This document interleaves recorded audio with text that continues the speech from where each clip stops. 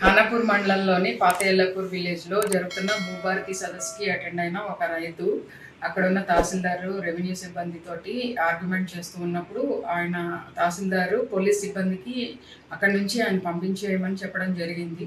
పంపిస్తున్న క్రమంలో ఏఎస్ఐ రామచందర్ అతన్ని చాలా దురుసుగా నెట్టివేయడం జరిగింది. ఇట్లాంటి చర్యల్ని పోలీసులు కూడా ఎవరు హర్షించరు.